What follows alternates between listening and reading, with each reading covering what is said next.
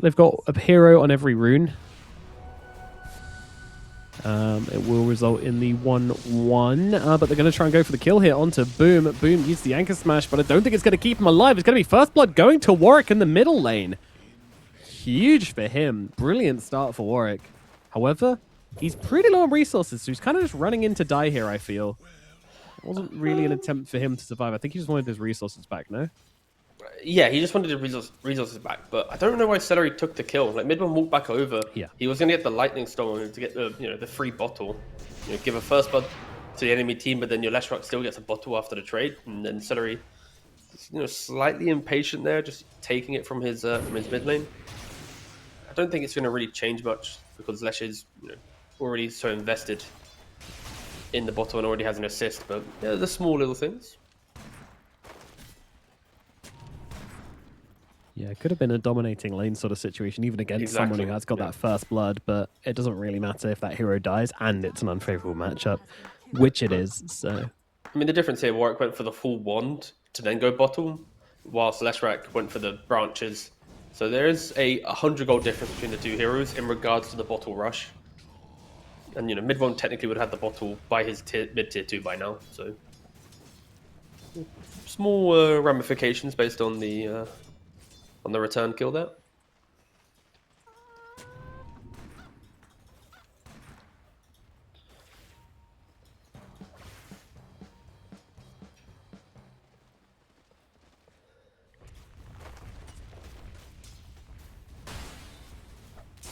Dream and MOUZ are very deep under this tower at bottom. Just going on a bit of an adventure as Yamich goes, kills Dream's courier. This is goes and grabs a creep wave. One of the bigger problems with Warlock is you just don't do anything to any melee hero that has boots and pulls wave.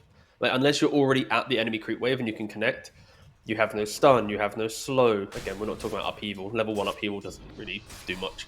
So there's no way to actually punish the hero. Of course, keeping your hard camp available to pull that way is an option, but yeah, Boom is just going to get everything he wants. All the XP, even pressuring Dream. Just, buddy? What? He's dead here. Yamich has got the battery assault, and it's going to be able to bring him down. Oh. A crazy spin there from Dream, trying to get super, super greedy, trying to get the creep wave and on the hard camp as well, and that gets punished instantly. You can't make mistakes like that against MOUZ. No. We said that he can 1v9, but it's on stable laning, stable farm, getting the early battle fury, kind of ignoring the chaos that's gonna follow. From the top lane, also going to be dropping here. Good damage coming out. Chrysalis brings him down. Oh, that's what a kill hungry lane in the top lane, right? Razor Snapfire.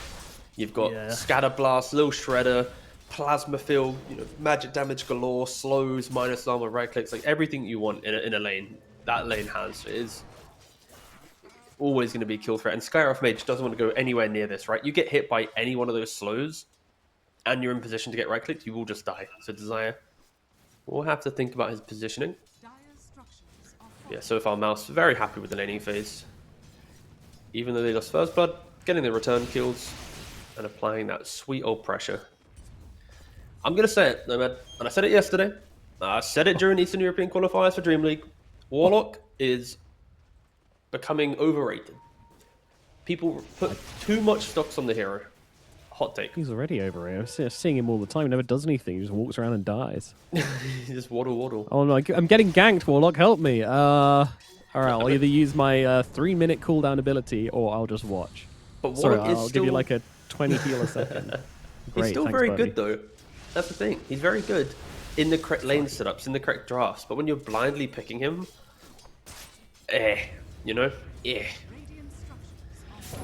Either way, we do have some pressure onto mid lane. Leshrac, again, has gone for Chronoptic, so tower pressure is on the cards. None of this silliness of killing. The build is also very different. Don't forget that into a tiny matchup of the last game, Warwick opted to not go for Edict due to the toss. Mid one this time into Ember, you do go 3 points of Edict. So the type of game is very different, as Chrysalis is getting poked and prodded in the top lane. Yeah. They're going to need a little bit more. Desire won't be able to finish the job. Will the Shadow Word do it with the Fatal Bonds? Yes, it will. Never turns around, gets the double edge off, and that helps them get the damage to get the kill. But they are going to be able to clean up both of these supports for this one. But Chrysalis will not be having a perfect game again. Yeah, at least for Warlock, though, these type of players, you just want the Grimoire charges, right? As soon as it hits 7 minutes, you want to have around 4 minimum charges. 5's the sweet spot, right? Because it's 200 XP per charge. You need around, what, I think it's like 600 XP to get from like level 4 to 5. So you just want that kind of big bump. And of course, ideally getting straight to 6 is preferred. Spells are getting thrown onto mid one. What is the definition of a grimoire? It's purely a fancy thing, or does it actually exist? I'm just going to assume it's a spooky book. Yeah, purely a fancy thing. A magical book, okay. Yeah. Well, Nephrit's dead. You could have made an anime book joke there about, you know, but that's just too obvious, I guess. I'd have enjoyed it if you went there. But alas, the moment is gone. 6 minutes, power room's coming up, and it's a double damage for Warwick. He's going to get himself a way to play into the game a bit. Yep. Always nice to be gifted these runes, as mid one has to make the long, slow walk back to base. I mean, it's the 5-minute catapult Warwick's utilizing, right? The fact that the 5-minute catapult is bringing the mid tower this low is somewhat unheard of, as mid one just TPs into 3 heroes. Losing matchup as well. Yeah. Warwick gonna try and stand. He doesn't have 6 actually on Warwick here, so he's in some real trouble inside of these cogs. I don't think he's getting out of this, so will dive for getting this tower so low. Is it worth it? You decide. Desire on the run is going to be able to survive this, so it's just a singular kill. Yeah, into a D ward. Yeah, the pressure is applied, but again, I mean, props to Zero Tenacity, right? Having that catapult, seeing the fact that the Leshrac had hit jungle, there was pressure elsewhere on the map, them killing Centaur, so they get the good tower damage. And Chrysalis, he tries to go for the wisdom. I say try, he's still actually trying. Yeah, I mean, he's not going to be able to get it. And Warwick's coming over as well, along with Nephrit, who's had all of his damage taken away. Can Warwick finish the job here? He's sort of low on abilities, but the Skyroth is just blasting him from behind, and that's going to be enough to get the kill. So Chrysalis being heavily punished for that very, very greedy move. But you can see the consequences, right? Like, Leshrac going to jungle, Ember using the catapult, you draw everyone to mid lane, but they come to the mid lane at 6:30, and the double wisdom goes the way of Zero Tenacity. Like, Yamich and Celery are just awkwardly stuck mid. They're not at top wisdom, they're not at bottom wisdom, they're just kind of in the middle going, good luck guys, wish you all the best, you know? It's like, because of this catapult situation, then they kind of got baited into just being in the wrong place on the map, and yeah, Zero Tenacity, they're going to be very grateful with getting that. Again, their lineup, it's, you know, it is greedier, right? You got a lot of heroes locked behind items. Juggernaut kind of wants to just ignore everyone and just get his Battle Fury. So, yeah, just net win for Zero Tenacity. Wait, Warwick stole that? Oh no, mid one, not again. Oh, that was so good from Warwick, though. He gets off the slight steal, which you just don't see too often, but that's a regen rune as well. He would have loved that on mid one, and now he's dead. Gon comes down, kills off Yamich, and okay, Celery predicting that one a little bit and landing a nice little scatter blast to at the very least get the kill onto this Ember Spirit, who was regenning from the regen as well. So if he survives there, it's actually like super, super game-changing. But either way, I mean, big plays coming out from Zero Tenacity, like full respect. Yeah, it's just Zero Tenacity just punishing MOUZ, right? Often when you talk about MOUZ, you are praising Celery and Yamich a lot for their early moves, enabling mid one, but at least in this game, they're not really on the same page. I'm not really feeling the, you know, the dominance of, you know, this formidable kind of trio, but yeah, Zero Tenacity kind of dragging them around the map quite nicely. But because Celery got that kill onto Ember, we now do have a level 6 on Snapfire at the minute 9 mark. Especially with not getting the double wisdom, that is a really big kind of point to play on. I am expecting Celery to try and utilize Mortimer Kisses in some way.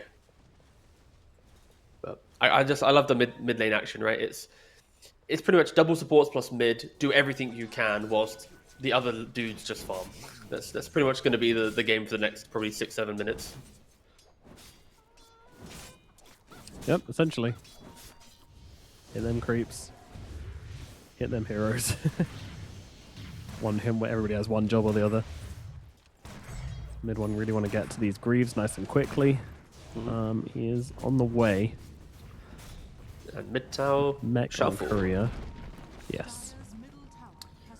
Are they going to go contest this top rune? They're going to give it a try. Mid one is here, but already chainsed up by Warwick. Warwick is going to be rune down on the bottom side, and it's going to be illusion rune grabbed by Yamich. But they're going to keep the fight going here onto mid one. Warwick jumping in, jumping out, utilizing that stampede. Mid one so very low here, but not quite going to tick away. Arcane Bolt won't do the job. Mid one surviving for now. But another attempt on his life, another bunch of damage dealt as Chrysalis on top side. Ember only has one remnant, so if he was to go for it, it's kind of like one remnant and done. But yeah, the mech just keep mid one alive. And it feels like a completely different Let's Strike game. Even though it's like the same item build, the skill build makes the hero feel so different, right? Like the was it 303 build or 202 in laning? I can't remember exactly when he put his first point in Edict in the last game, but yeah, like this maxing the Edict, it gives this mech build a lot more life. Now MOUZ rally behind the top catapult wave at the 10-minute mark, putting some damage onto the tower, but they respect the fact that Golem is back up and available for MOUZ, so they do disengage slightly. Celery. There comes a Golem as well. Celery might just lose his life here. It's a big commitment, but they will take the kill and likely get a lot of damage out onto this tower as well. The pacing in which they're... I mean, Teacup, I'm going to say this Warlock actually is looking kind of good.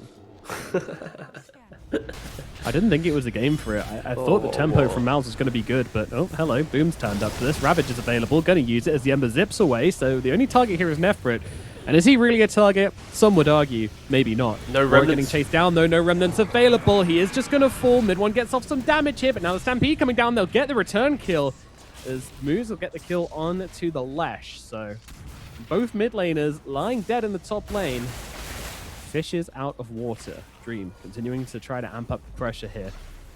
Again, you can see like this early push strategy really coming into play with the Warlock, with the Golem, the Healing Ward, all this stuff. Plus a Helm of the Dominator from Nefrit, but it's not quite enough. Yeah, it helps that MOUZ was able to get the early Grimoire charges, right?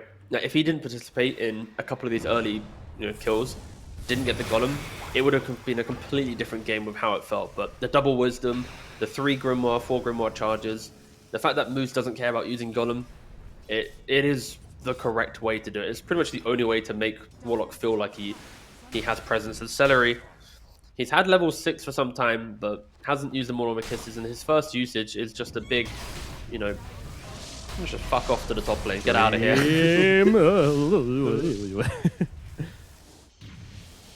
Dream's good. Yeah. Does get his healing ward killed, so gonna have to get his health back the old-fashioned way. And that rocket flare was off the mark as well, which would have been annoying if it landed. Shield rune bottled up for Lesh, so mid one. I mean, his next fight, he's going to have Greaves plus shield rune. Good luck. He is not a target right now. Yeah, I mean, I'd like to see them probably smoke him up and kind of throw him into a fight, right? Like, tank the Omni Slash for the lads. Utilize the Greaves, it's an option.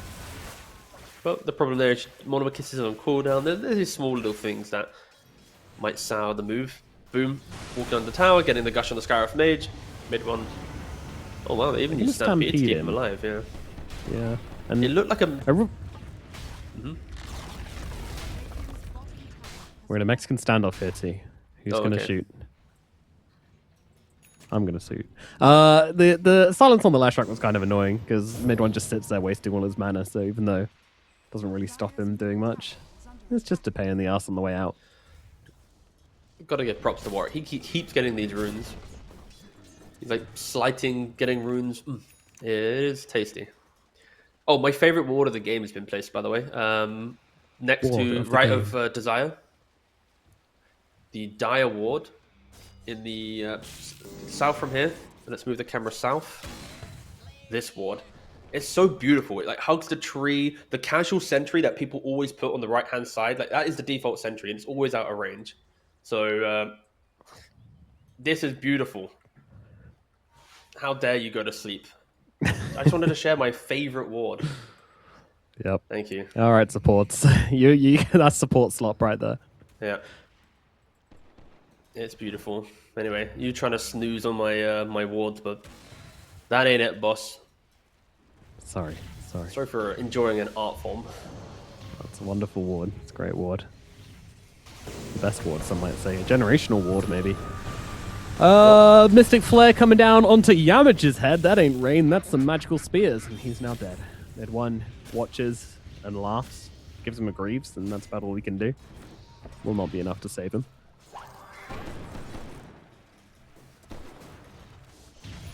Warwick's still following the flashback around. Hey, buddy, what you doing? He saw the Greaves was used, so yeah, he's going crazy. Actually close to getting this kill. We'll have to back away eventually, but yeah, that was closer than it should be comfortable. I mean, Warwick knew. It's like he sees Greaves, like, okay, my vessel can't get dispelled. I'm going to go crazy on that. I'm going to do exactly what I need to do. So yeah, it's just good good kind of reads there from Warwick.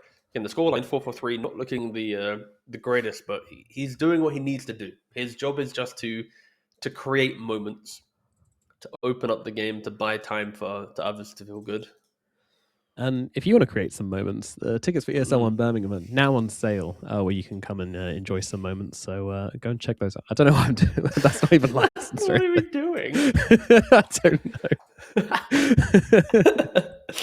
Don't forget to use the coupon code NOMAD for 0%. As Nomad with a 0. Make sure you type that in correctly, guys. Yeah. You will be doing just the way you say it sounded like you were setting up for something. So I just it felt like it. Yeah, maybe. True. Yeah. Sometimes just can't ignore the moment. Yeah. You're welcome. That one's for free. I do. Interesting. We got Mantas coming out for both the Razor and the Juggernaut shortly. So those are. Although Juggernaut actually doesn't have the full thing queued. He's got Yasha queued. Oh. Chris was looking at Crimson Guard. All right, I need to go check the qualifier. I need to look at the other drafts real quick for Razor. Like, is this a build that I'm just not aware of? Again, I'm happy for that to be a thing. I just haven't really seen a Razor at all recently. To be fair, I'm also not playing ranked for like the last month or so, so I'm not in the pub seeing what the lads are doing. But I'm pretty sure carry Razors from competitive, I've seen 2 Miona into BKB games.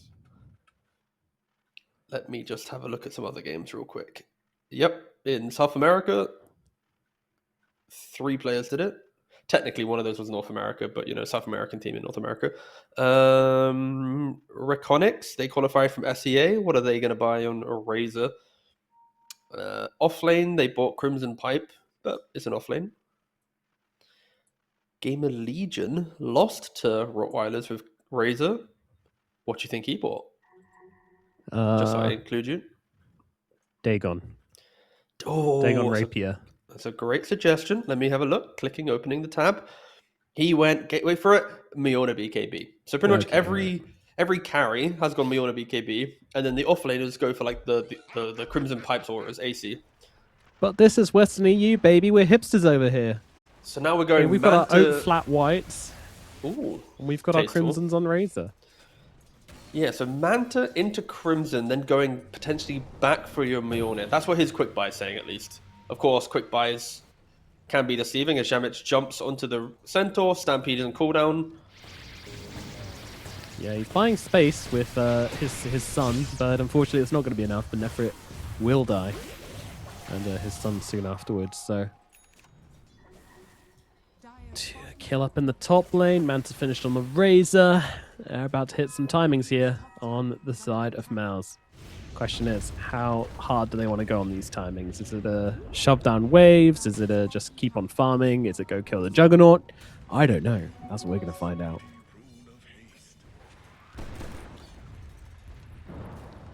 Of course, Manta is going to be just genuinely pretty good in this game, but I'm just hoping MOUZ... Sado's dead. It was a very clean kill, yeah. Yeah, Warwick just kind of closing the gap. Dream kind of running in at Mach 10. Very nice. Should open up some good pressure onto the tier 2 here. If they had a Great Wave, which they don't right now. It's all dead. So top tower falls to mid 1. Razor keeps farming. Yeah, it does. There is still no change in his quick buy.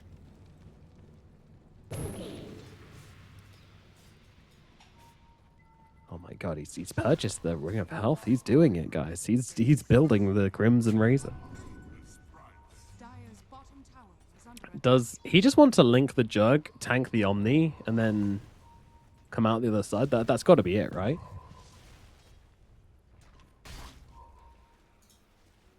Like, I don't see another reason for building Crimson other than to tank an Omni Slash, so...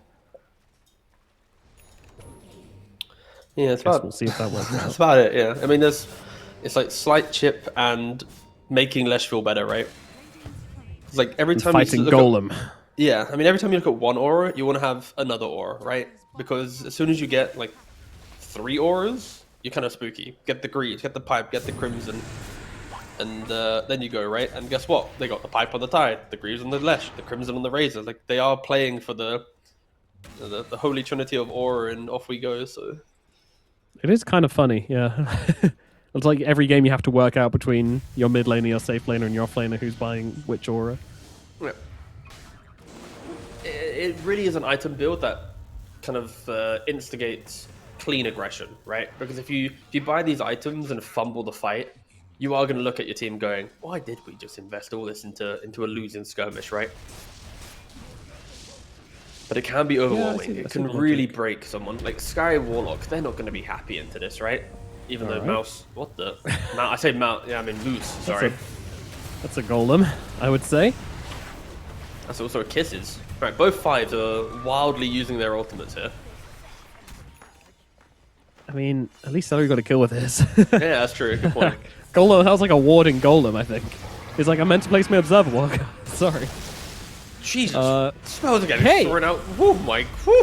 I know. Is that some sort of like global arcane read going on right now? I mean, what's happening? All right, well. Yeah, I'll be honest, mate. No idea what I just witnessed from Zero Tenacity. They kind of just walked around the map, threw spells down, and then MOUZ killed them. Not going to try and overanalyze that one. It's just a light bit of feed occurred. A little bit. Yeah. Well, at least Ravage 20-minute mark. Everybody's ulti's on cooldown basically because the last few minutes of gameplay. So back to farming it is. I mean, MOUZ, they do seem very confident in their lineup. They're not trying to push this aggro too much. They're not trying to overplay their hand. Doing sort of like the checklist things of waiting for the Tormentor, but you know they will take those map objectives. They will be consistently closing down onto Zero Tenacity, but they're not getting carried away. There is no over-aggression coming out from them whatsoever. No, it's because also they're waiting for Tormentor, they're waiting for the Crimson, they're kind of waiting for their other timings, but this next Ravage, the fight will be really, really scary, right? Like, we already mentioned the triple aura, there's a blink on the Tidehunter that he just picked up in the last fight. Snapfire soon going to be level 12 with that, 2-point Immortal Kisses. Desire's buying some time. Yeah, we could call it that. Yeah. I love how you can feel Celery's like impatience in certain moves. Like, just kill him already, It's like the Ember kill with tier 1. Here, like his team, like this guy's playing on the Magic Baron. Like, get on with it. Get on with stuff it. To do. Yeah. Objectives to take. My checklist. He's tapping the clipboard. All right. Yeah. I've never been so excited to watch a team fight before. I don't know why, but watching the 3 auras on 3 different heroes, I'm like, ooh. Does Zero Tenacity respect it? Do they try to take the fight as well? Like, what is their response going to be? Are they going to try the pickoffs in the side lanes? Really, I think it's all on Warwick's shoulders, right? It's like he needs to go in, like bait the Ravage or a hookshot or something.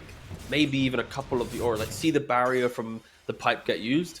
Then you disengage, smoke up, wrap around, get the golem. Like, I feel like there needs to be, from Zero Tenacity, a slight bit of layering to their engagement. If they try to do we all run into the middle and press our buttons, I think they just lose, right? So yeah, I'm hoping for some creativity in how they want to approach the fight, because MOUZ, they do have all spells, all items, everything available for this engagement. I mean, is there a target number 1, or do they have to be sort of opportunistic in how they take the fight? Again, like I said, it's just baiting the correct spells, right? Like, it's pretty much bait Ravage or bait auras. Between those two, like one is done then you can go, okay, guys, we can make a move. And MOUZ, they are smoked up. They want to find the 5-on-5. They want to find something, but Warwick breaks the smoke beautifully. Yamich, so close, just about So 4 close. screens away. Yeah, that hook shot. Just off the mark. Oh, it's... To be fair, I respect the feels blind like... hook. It's just memeing Yeah. it, but like when Ember jumps into the fog, just throw the hook in the direction he's going. Yeah, If you in the do direction hit he's him, headed. it's going to help a lot. So we're memeing it, but we want to see the blind hooks there. Anyway, back to you, Nomad.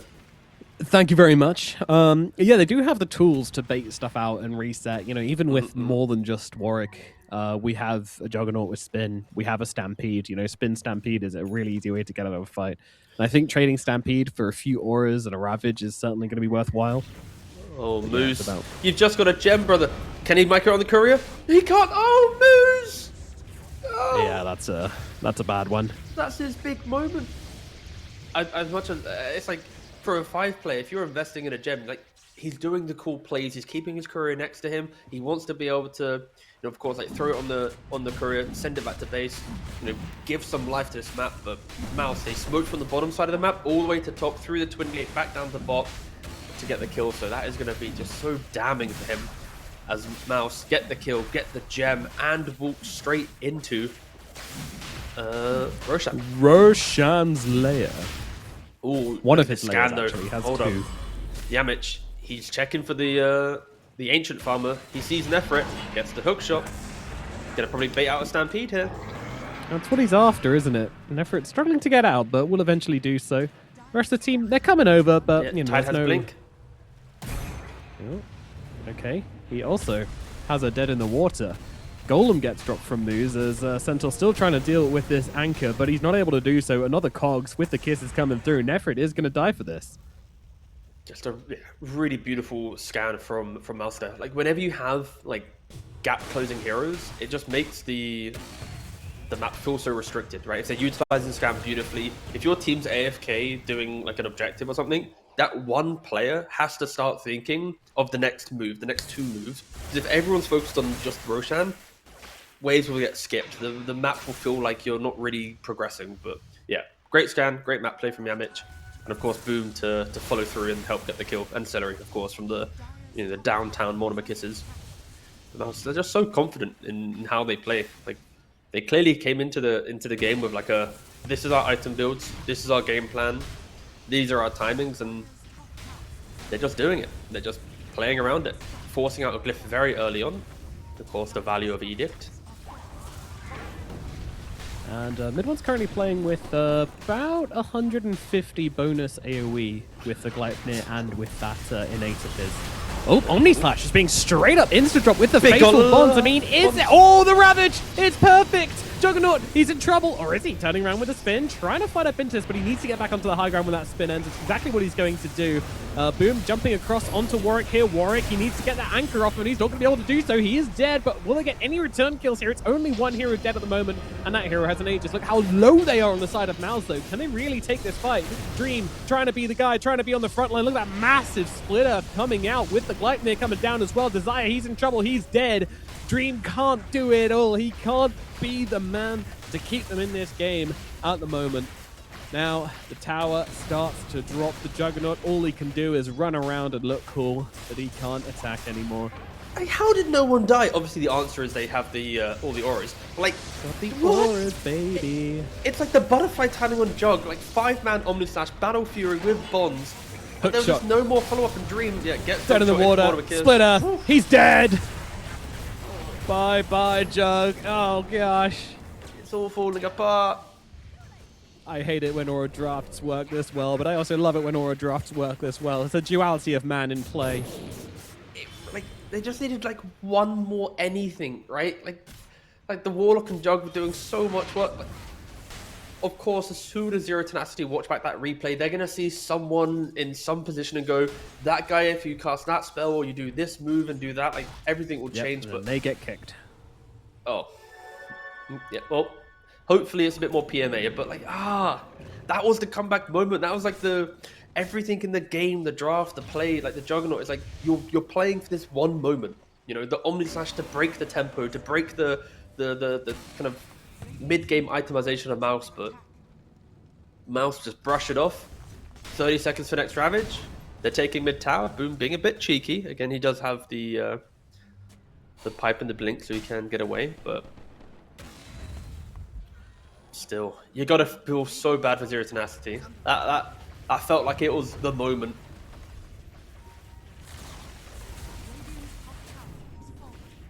And also you got the Force, the Glimmer on the Snapfire. We haven't even mentioned what the supports are bringing. The Lotus on the Clockwork. Whoa!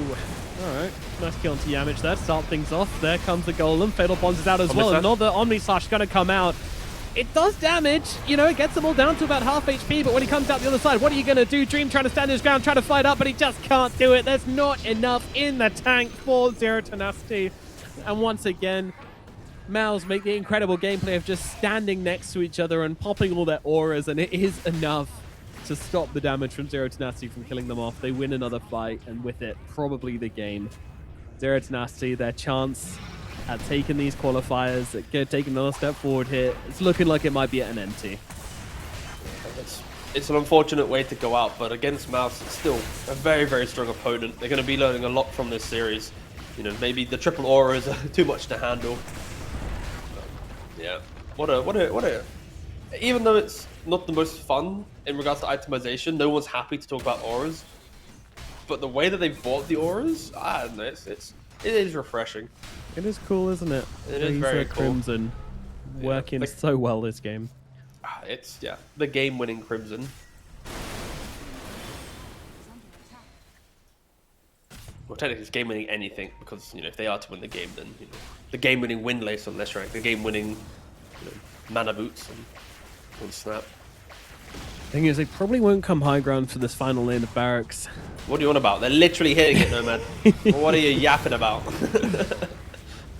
Bro's already tabbed out looking at the 2-0 screen. Yeah. Being a Zero Tenacity supporter right here. They're not going to come high ground for this. It's fine. We can go farm. Jug can get his rapier. It's all good. 15 seconds for the Omni, but they're going to have to go for this right anyway as the Stampede comes out. Dream, he has to back himself away. Unfortunately, it's going to be Nefrit who dies, stuck thanks to Anchor Warwick. Got to be careful, buddy. The Kiss is coming over the top as well. It's a lot of damage out onto the Ember Spirit. And Cookie and Chrysalis, he's in so deep, and he's taking down everybody. Bye-bye, Dream. Bye-bye, MOUZ. Bye-bye, Desire. Bye-bye, Zero Tenacity. It is going to be MOUZ taking a beautiful 2-0 here over Zero Tenacity. 55 minutes is all it took them to finish up.